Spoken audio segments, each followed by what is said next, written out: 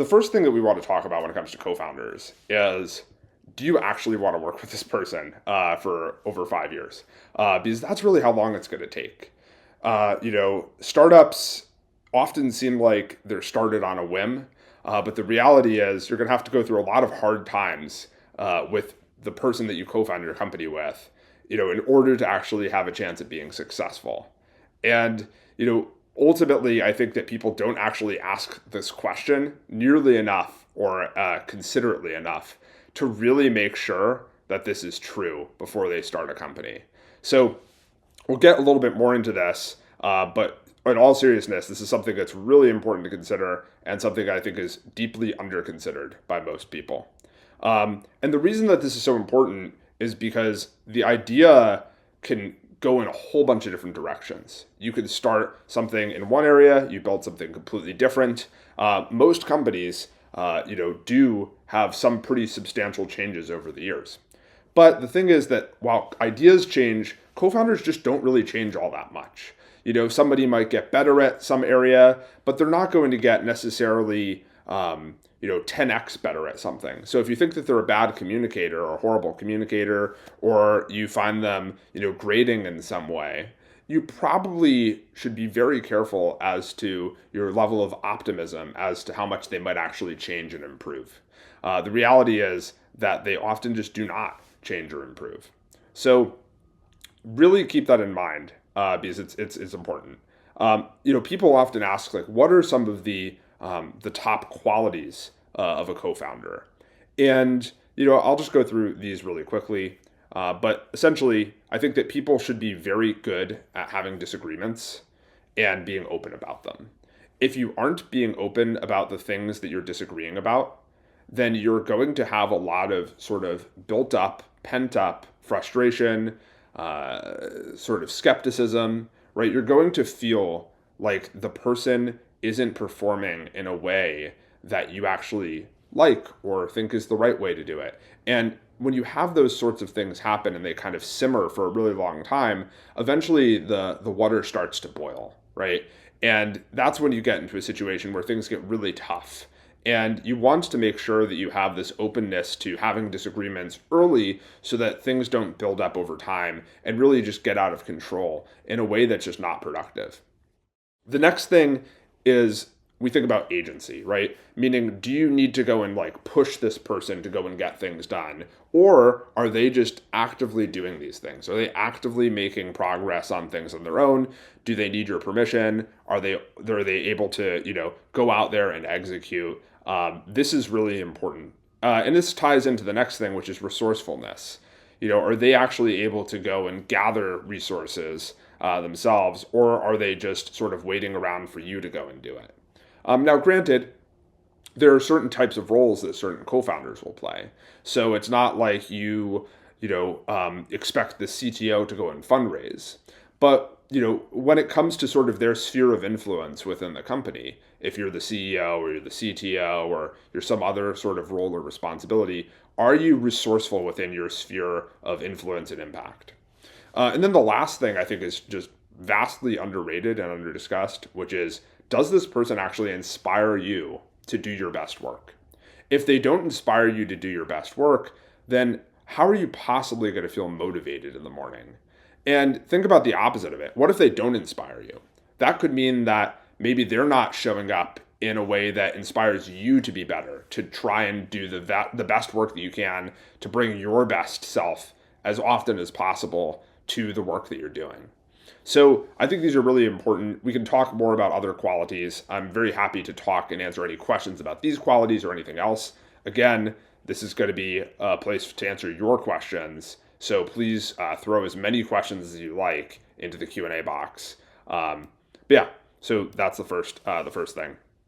I think that another thing that's actually really worth thinking about here is that the idea is only a very loose proxy for whether or not the person is a good potential co-founder or a good potential founder. The reality is that the level of sort of stubbornness as it relates to a bad idea is probably a better proxy, meaning if somebody is doing really poorly with their startup idea and it isn't going anywhere, and they're refusing to move on because they think that all they need to do is launch on Product Hunt or do something sort of arbitrary that will help them be successful, and the answer is it won't. That's a much stronger sign than somebody starting with a bad idea, because so many people started with a bad idea and ultimately found a really good idea to work on. So I wouldn't use that as something that you would discount somebody for. Now, I think this is actually really important because it ties into something that I think is like critically important when it comes to thinking about finding a co-founder, which is, and nobody thinks about it this way, I don't think. Nobody thinks about, what are you truly trying to figure out? Are you trying to figure out who is the best person for me to go and build a business with for the next 5 years?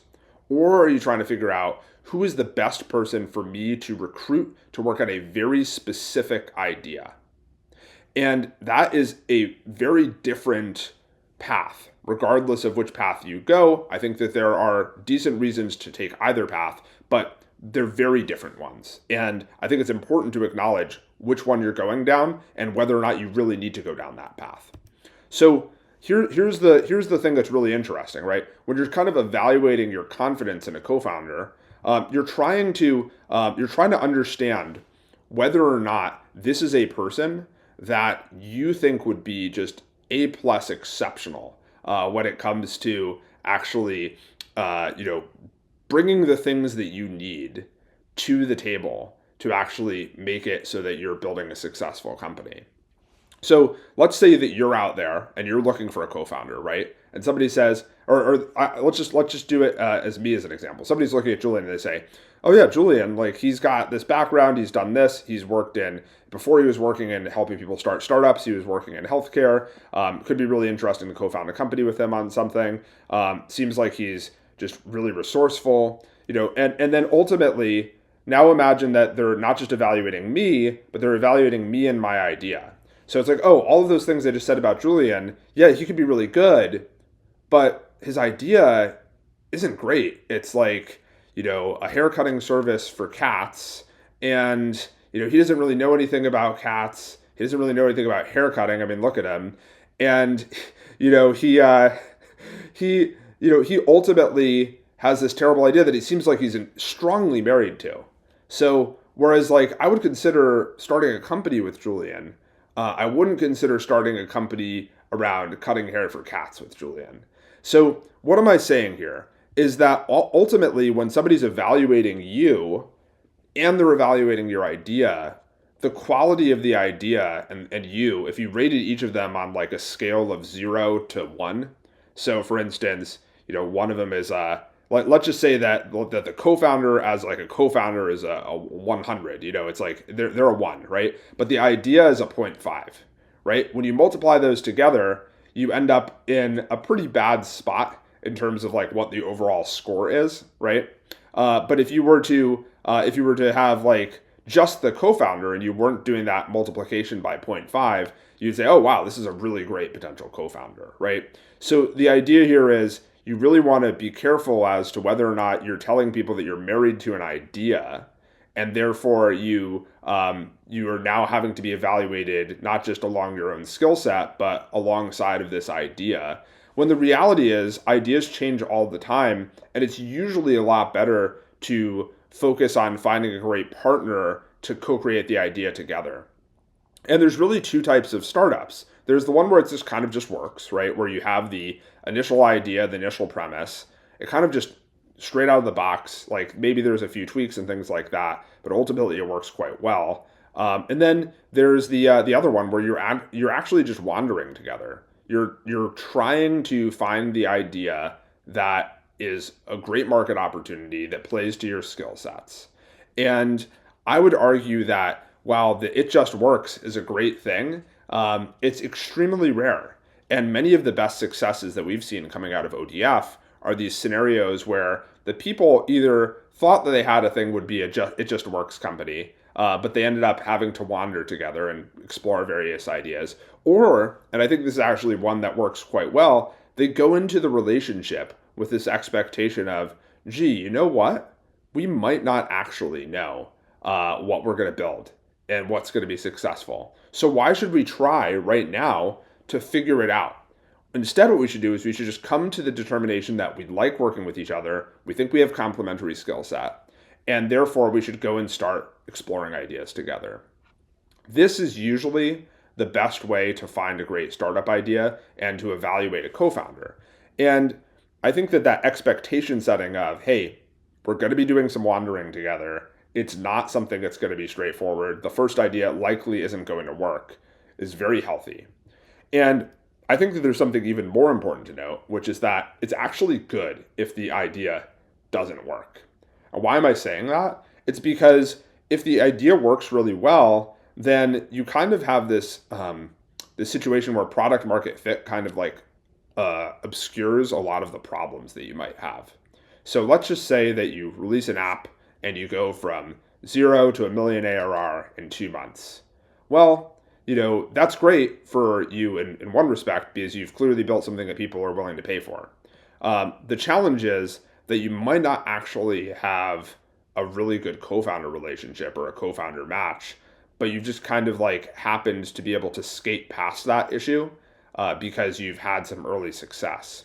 And now if things stop working, the idea just craters, or something happens where you have a fundamental disagreement, you actually don't have the alignment that you could have had early on. So obviously, it's a good thing to have that great market pull. But I think there's actually value in you having to figure it out and determine when it is the best time to kind of move on to the next idea. So that's really it. Like this is my slides for now. I just wanted to give a very quick overview on some concepts around co-founders. There's all sorts of things out there like resources, like checklists and things that you can do to, we'll share links to these afterwards, things that you can do to like ask co-founders different questions. But I wanted to start at a high level around sort of the philosophy around co-founders and go from there. So I think there are a bunch of questions now. Maybe Ari, you can hop in and you can share some of these questions that are coming up. Yeah, totally. So the first one we have here is from David, who asks, can you describe the difference in dynamics between being a founder with one co-founder versus being a founder with multiple co-founders? Sure. So I think that there's a couple of things there. One is every team, every co-founder pair, there's a CEO. It's very rare for there to be a co-CEO situation, right? So what do I mean by this? When it comes to the third co-founder, it's that the third co-founder usually isn't the CEO. They're usually not the CTO. So what are they? The third co-founder is usually some sort of specialized person, some sort of person who's doing operations. They might be, if they're doing something in healthcare, they might be like the chief medical officer. So it really depends on what that third co-founder or fourth co-founder is doing, as it sort of like ties back to what their relationship is with the other people. If you're the CEO, obviously you have very specific responsibilities. The CTO similarly, and that third co-founder, it just really depends. In terms of making decisions as a team, in the early days, ultimately the CEO should be the one who you have making the final call, but you really should be able to be in a place where you can have honest conversations and open conversations about things and debate things. And at the end of the day, you do need to make a decision sometimes if there's gridlock, but it should be something that everybody is pretty involved in, at least high level decisions around the business. So even if you're the CTO, not the CEO, you should be talking with the CEO and your co-founder about, hey, which of these investors should we take money from? Like, how do we think about that, right? And you could also decide to completely defer all of those decisions to the CEO. I'm not saying that you need to be deeply involved, but I'm saying that it's natural that you might want to be and that you could be if you wanted to. And I guess like one other thing I would add to that is the more co-founders there are, assuming that there's something close to an even equity split, the economics just really change significantly. So let's assume you're a solo founder, right? You own 100% of your company before you have employees or investors. If you were to get a $10 million or $100 million exit offer and you only had sold 10% of your company to investors or something like that, that becomes a lot more compelling than if you have two co-founders, right? So in which case, if you have two co-founders, that means, including yourself, that means you have 50-50, like just assuming the equal split. Or you have three co-founders, it's 33, 33, 33. And then of course like investors dilute you a little bit, but the calculation changes really significantly when it comes to like exit potential. Now, granted, some solo founders will want to take their company publicly or something like that, public or IPO, or sell them for hundreds of millions of dollars or billions of dollars, which is totally cool. I think that any path that you want to do is great as long as you have alignment with like the people who you're working with. But it is a fundamental difference when it comes to thinking about like exit potential as well, and sort of like where you can take the business, like what success looks like, the more people that you have on the team. Awesome. And now we actually have two questions, one from Pablo and one from David, both asking about how this all changes or doesn't change now that we live in a world with AI agents. Pablo saw a tweet about an AI co-founder service. David is wondering if he can use AI agents instead of early employees. What are your thoughts on that? Yeah, it's a great question. Ultimately, we're at the very early days of AI creating incredible leverage for us. And, it sounds like computers provided what we thought was near infinite leverage to humans. And it looks like AI is just taking that up, a notch even further. To the extent that, some people are very existential about it. I wouldn't say that I'm existential about it. I'm very excited for it. And I think that the amount that an individual can accomplish and pursue in terms of their own initiatives and their own ideas has just had this massive unlock. And we're going to continue to see that potential for an individual to accomplish quite a bit, to grow and grow and grow. In terms of like AI co-founders, I think that you could use AI very powerfully now, and that your teams can use AI very powerfully, so you can get a lot more done with a lot less. Do I think that people are going to have an AI co-founder in the next 3 months, like a true like co-founder who has like all of the attributes of a co-founder? Certainly not. But I think that in the future people could. Co-founder is really a blend of a few things, right? Co-founder is a blend of support, like moral, emotional support. They are obviously talent who has like a high level of commitment. They have credibility sometimes when it comes to, like getting customers excited and teammates excited and investors excited, right? They have the ability to think like a founder, right? Like that's what the whole founder mode thing is. So can AI potentially do that? It can't today. Could it do it in the future? Perhaps. I think it's feasible to say that it could, but I don't necessarily think that at least in the very near term, AI can't replace all those things, but it can certainly replace some of them or supplement some of them in a very serious way. But I think that the main thing beyond sort of like, could we have AI co-founders, is really more of what does it look like for us when we have just an incredible opportunity to have more leverage, spend less money, and get more done. And I think that you don't necessarily need a co-founder, just like you didn't need a co-founder in the past. But I think even if you have one co-founder or two co-founders, the amount that you can get done is, I don't know, 10x more than what it was, a year ago, 2 years ago. So yeah, I think that you definitely don't need to necessarily think about hiring in the same way. And maybe co-founders you don't need to think about in the same way either. But I think we're a little bit far off from actually having true AI co-founders. Great. And we have a question from someone asking, how do you find people who inspire you and want to work with you in the first place? Well, that's, I kind of just walked into an advertisement for ODF there. But the reality is like, you want to find people who are not just people who are in your network. And the reason for that is because even if you're a pretty well networked individual, meaning you've worked at a couple of cool companies, you went to a school that might have some good potential co-founders, The reality is anybody's set unless they're just like a hyper good networker. And by the way, I'm not using networking in the sort of sleazy kind of like business card, like annoying person at events way. I'm using it in the sense of you do interesting things and you have interesting people in your orbit as a result. But, I think there's something to be said about going beyond sort of whatever network that you have. So, for instance, if you join something like ODF, which is a community where people go and explore what they're going to be working on over the next few months, and they're looking to figure out who might they start a company with, what might they build, that sort of thing, right?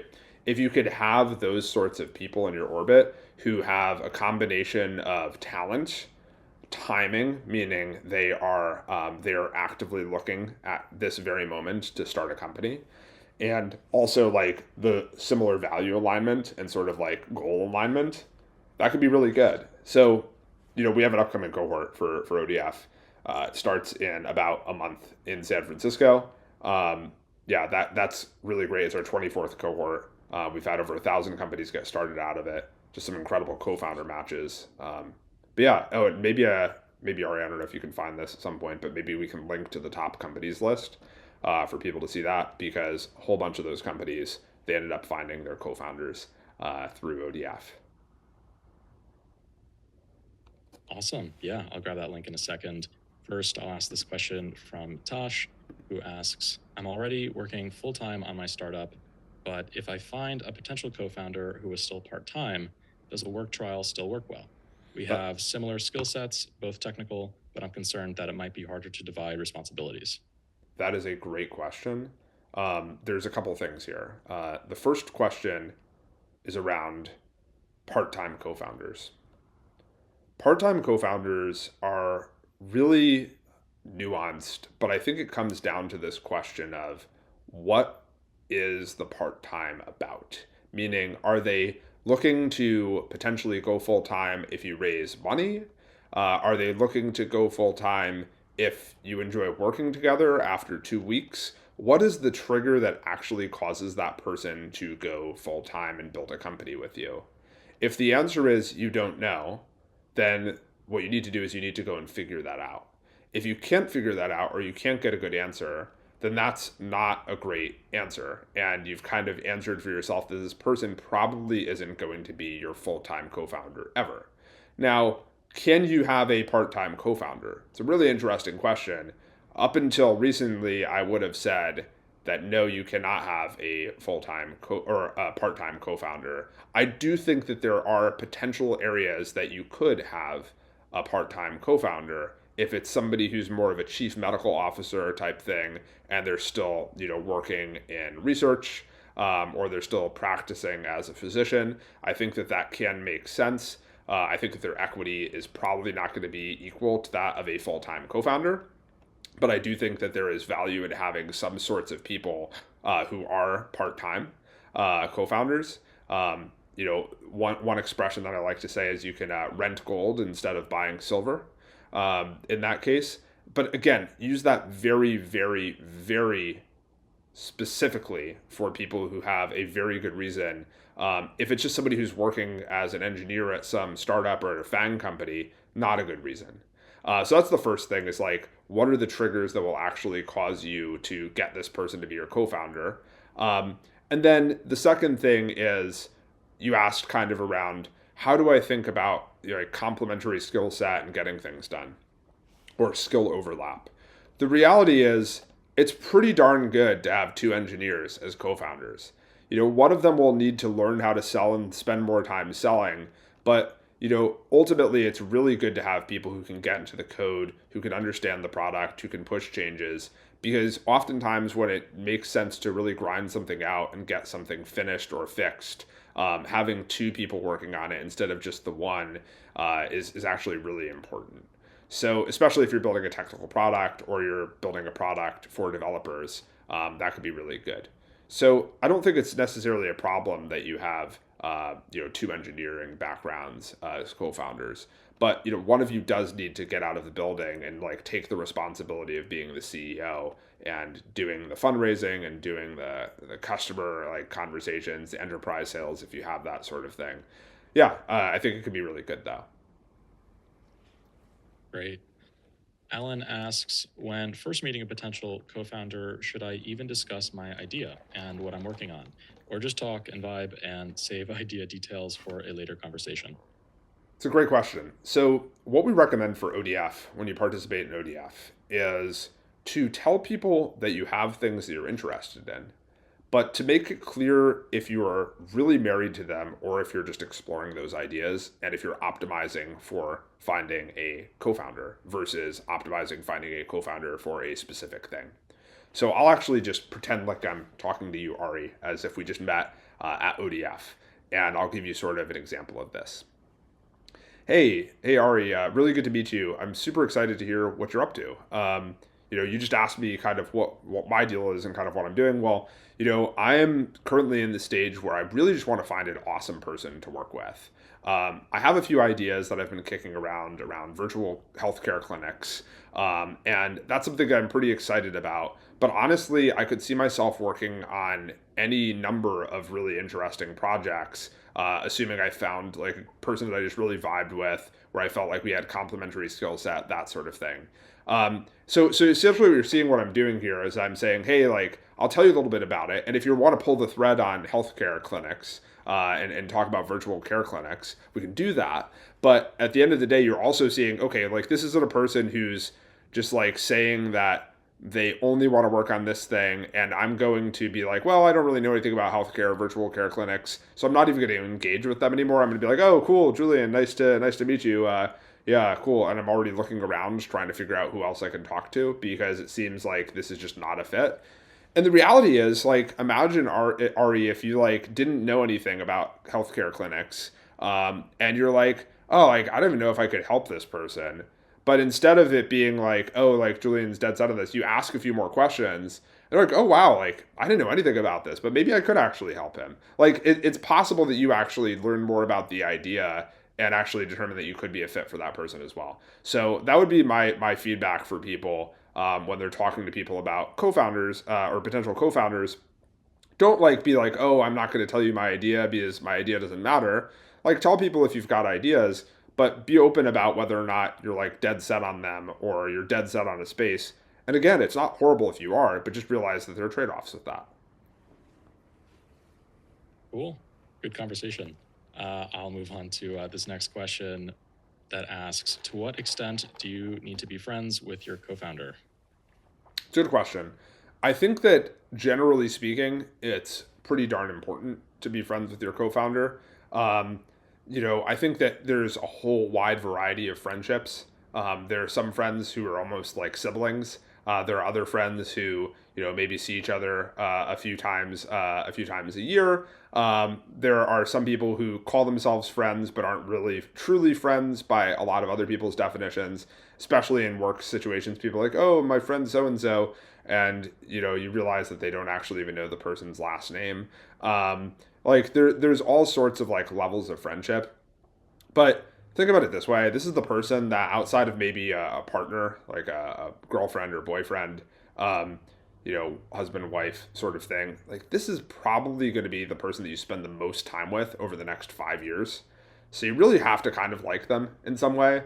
Like it's possible that you annoy each other, right? And you get into fights, but like it's like sibling type fights versus where sort of deep down you actually love each other. But if you don't have some like good, like really positive relationship where you could potentially live with the person, I would say it's pretty hard. It's not impossible, but it's pretty hard.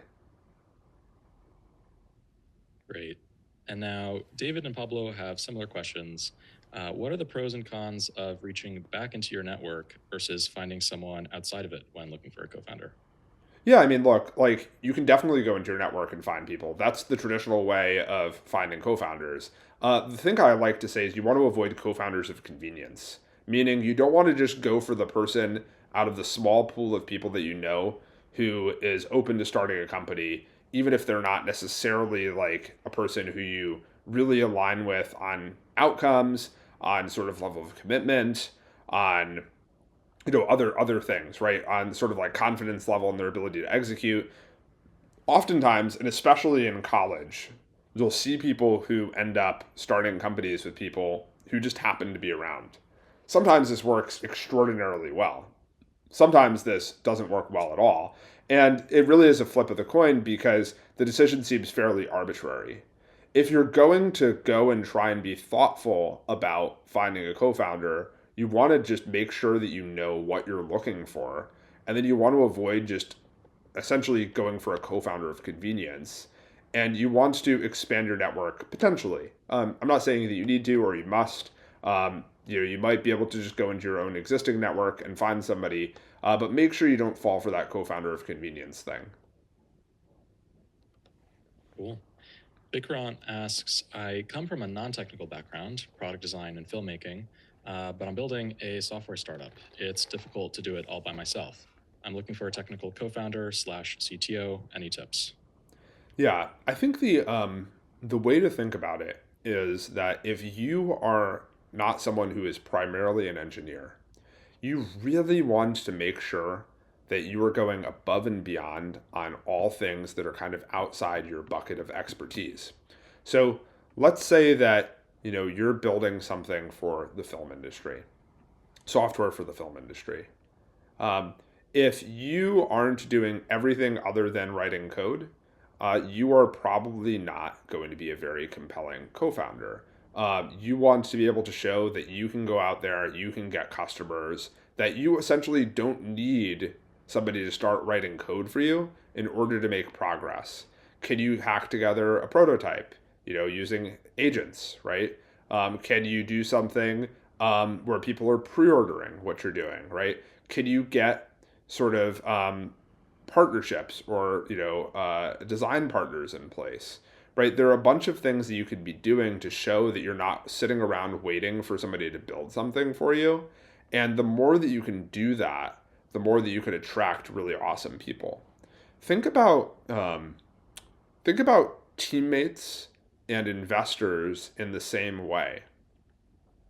Investors really like to invest in things that don't really need money and that are going really well without them, right?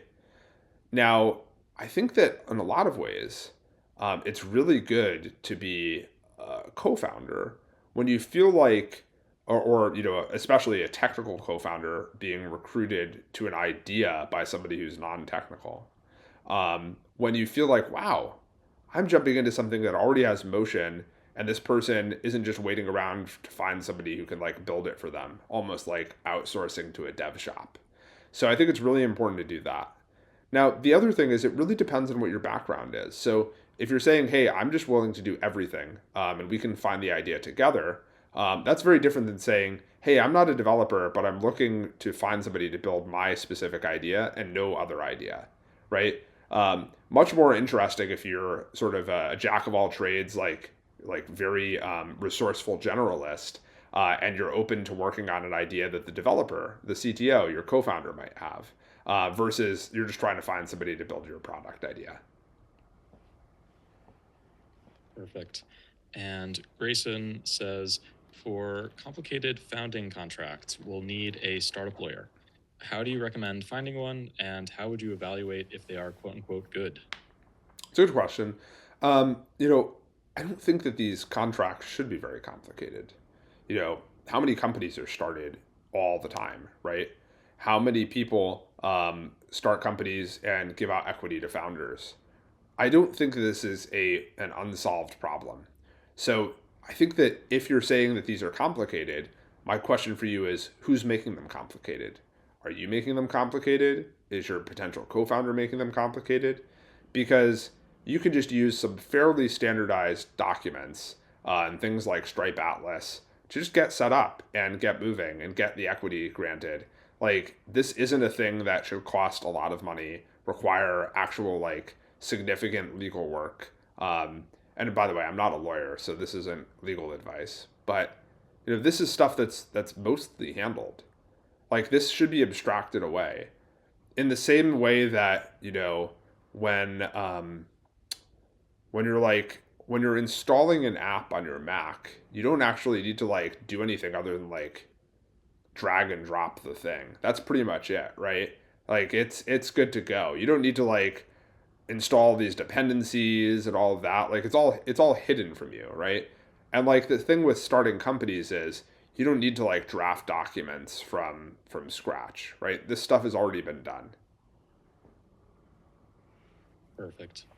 Sammy asks, can you comment on the importance of founder market fit and how much you recommend optimizing for that?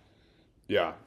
So there's a few schools of thought around this. The reality is that founder market fit matters, but I think the most important thing is market. So let me say a little bit more about that. Founder market fit essentially is this idea that the founder is perfectly suited to build in a market. And I think that that only really matters if the market is ready for the product.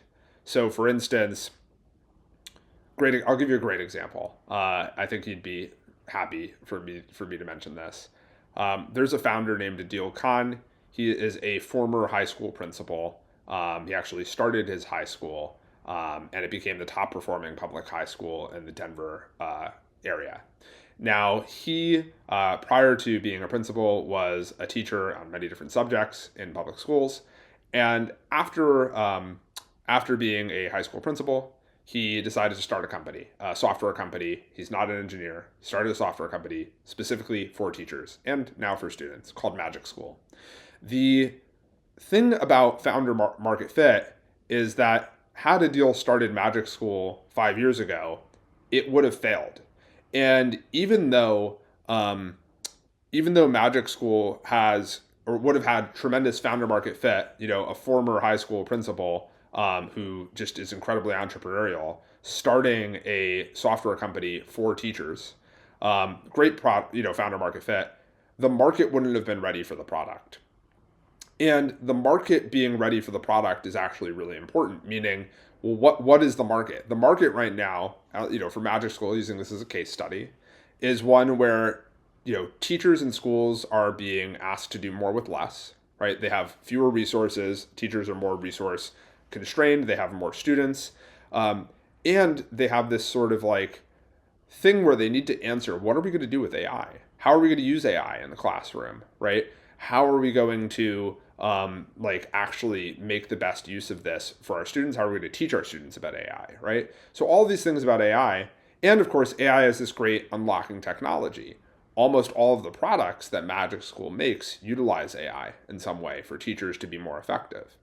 So it's really the market was ready for AI tools for teachers, and and also the technology was ready to be deployed for teachers that made this successful. So again, like there are a bunch of people even now who are trying to build things for teachers and schools with AI, and they're terrible at it because they don't understand, they don't have that founder market fit that a deal does.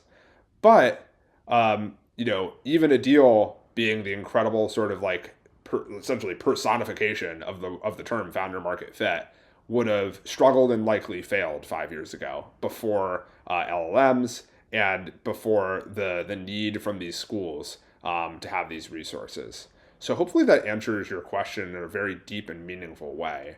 I think that again, like the market matters much more. But even now, if you don't have a good sort of fit for solving the problem, then the market might be won by somebody who is a better fit as a founder. Awesome. David asks, what is the best advice you can give to increase your odds of getting accepted into the ODF program? So this is a little awkward in the sense that I think that the way that you could get accepted into ODF is really about kind of what you've done to date, and sort of how you talk about that. So therefore, you can't like do anything within maybe a week of an interview that really like fundamentally changes things. I don't think, but you want to like make sure that people on our team understand what it is that you've done in the past that means you are dedicated and could potentially make a great co-founder, or a good founder. And I shared sort of those attributes of resourcefulness, agency, openness to disagree. But then there's also like a couple of other attributes that we look at for ODF, which is like, are you actively exploring starting a company? If you don't think you're going to start a company for another year, you're just not a good fit for ODF. We want somebody who's looking to start a company in the next couple of months. If you've already raised money, for this current company, you already have a co-founder, maybe you already have customers. Well, now you're too far along. So you're sort of on the other end of the spectrum. Either if you haven't, if you're not going to start a company for a year, you've already raised money. You're kind of too far in either direction, right? So we're looking for that sweet spot. The next thing is like, are you a good community member? Will you be somebody who actually wants to help other people, or are you just trying to like get as much value for yourself without contributing something to help others? And then what we look at is what you've done in the past, right? So everybody is at different levels and as different life experiences. So we're really trying to understand relative to where you are in your life, how much have you accomplished, what have you accomplished. So if you're 18 years old versus 35 years old, we're going to look at what you've done very differently, right? If you're 18, you wouldn't have as much time to do things, right? If you're 35, if you were working at a FANG company where you're working on side projects, right? We want to understand a little bit about you, as it might lead to you, like us understanding if you're a potential like founder. And of course, I think it's safe to say that we're going to get it wrong from time to time. So if you don't get into ODF, or if the timing isn't right now, like no worries, you could always apply again. It doesn't cost anything to apply, and a bunch of people have applied multiple times before getting in. Great. This person asks, how do you agree on equity splits among co-founders? Yeah, this is a very tough decision because it's a very personal one. My mindset is that it should be as close to sort of 50-50 as possible. 50-50 meaning like even split across the co-founders. But there's a lot of schools of thought on this. So I'll try to give the different schools of thought. The first school of thought is that sometimes people are bringing different things to the company. Sometimes people are much more like sort of established, that sort of thing. Sometimes people are bringing their own money. They're actually investing in the company and not just sort of like showing up like everybody else. Other times people might actually have a very reasonable reason to not be a full-time co-founder for the first 6 months. And it might be an agreeable one and an understandable one. So there's a bunch of variables that might inform why somebody thinks that it's important to not be even equity splits. And we've seen a lot of successful companies that aren't even equity splits, or aren't close to even. But we've also seen a lot of companies that this ends up being one of the biggest, sort of most divisive parts of the company, where somebody ends up having, let's say it's a 75-25 split, and the person who has 25, is just really frustrated because they're showing up, they're working just as hard, they're contributing just as much, and they feel like, they kind of just said yes arbitrarily to this thing because they didn't necessarily know what they were getting into. And then you could kind of see it on the other end too, where it's like, oh wow, I gave this person, let's say, 70% of the company, and I gave myself 30 because they're a subject matter expert. But then 6 months in, we completely pivoted on the idea, and the new idea that we're working on that's actually going well, that person isn't a subject matter expert. So all of that equity that they got because they supposedly had this like incredible edge isn't actually that edge isn't being utilized anymore because the idea is completely different. So it's really tough to have these uneven splits because they can create a lot of challenges over time. Again, I'm not saying that it's impossible or that good companies aren't started from uneven equity splits.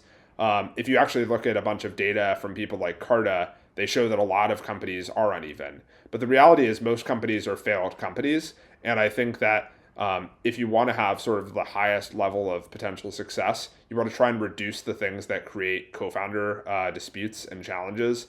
And equity splits and uneven equity splits could be one of the reasons that you create a lot of tension around the co-founders. And this person asks, how would you handle a situation where you really vibe with someone and would love to work with them, but you each have different ideas that you want to pursue? I think it really depends on what are the ideas and would you be open to trying them. and sort of seeing which one works. Um, it really depends on the level of interest from each person. For instance, if you're like, I have no interest in working on that idea, or I just think that this idea is a better idea, like ask yourself, if that idea that you're less interested in started working, would you be excited about working with that person on it? If the answer is no, then you probably should just be very open about that and see what their reaction is. If the answer is yes, if this started to get some momentum, I could see myself being really interested, then maybe you should consider it. Yeah, I think that's really what it comes down to. You just want to really make sure that you understand like the hypothetical of like, if this starts to work, is that going to be motivating to me? Yeah. And CFM asks, what are the best two types of co-founder skill sets and experience that work best together? I think it really depends. I think that having as much engineering talent as possible, it has historically been really valuable because it's easier to learn sales than it is to learn engineering. I think that now, given the rise of agents and just like all the incredible tools out there, I think that developers can do more with less than ever before.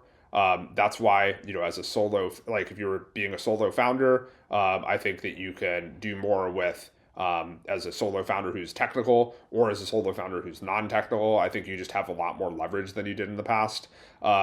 So ultimately, I think it's still great to have technical expertise on the team, but also it depends on what kind of business you're building. Are you doing enterprise sales? Do you know anything about enterprise sales? A lot more to learn there than sort of your typical kind of like smaller B2B SaaS sales. So yeah, I think it's somewhat company dependent. But I think the reality is if you're like good at learning and you're open to learning and you're open to sort of like running up the learning curve on any of these areas, then I think it can be really good. So yeah, that's kind of how I think about that. Great. And this person asks, how do you build a muscle to figure out if the co-founder you're speaking with has the same vision as yours? So I think you really want to ask yourself, and there's a bunch of checklists for this. First Round Capital has a checklist for this. I think they're worth doing and looking at. You really want to ask yourself, like, what are the potential outcomes? Like, if we're 2 years into this and nothing is working, like, why would we want to continue? Why would we want to potentially stop? What is like a good outcome look like to you? If we're a year in and we get an offer for selling the company that makes us $1 million each, is that exciting? $10 million. Like, at what point do we say, this is fun and we enjoy working together and we enjoy, the customers that we're serving, but like it's time to like sell. Like talking through these things as like honestly as possible. It's hard because they're hypotheticals, right? And things can actually change in the real world. But like talking through these things can be really helpful. Great. And this person says, I have previously worked with a co-founder full-time for a few months and had incredible energy, but currently working solo on an idea, and I'm really excited about it. It still goes through ebbs and flows. Any tips to keep myself consistent and focused as a solo tech founder? Yeah, I think that the best thing you can do as a solo founder is be around other people who are making progress.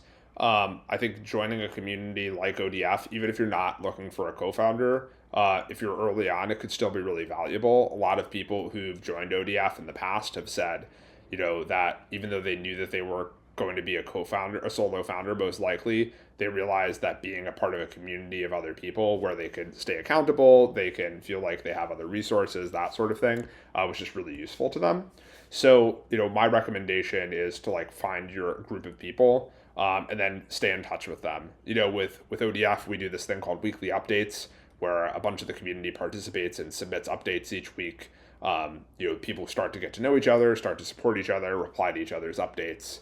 And I think like having that cadence of communication, and maybe it's like even if it's people, if you're like in a major sort of like area of the world where there are a lot of startups, like finding just a handful of people and maybe every quarter you like go and like do a little retreat with them or you get dinner with them, and like have that ability to have these like multiple touch points is really useful as well.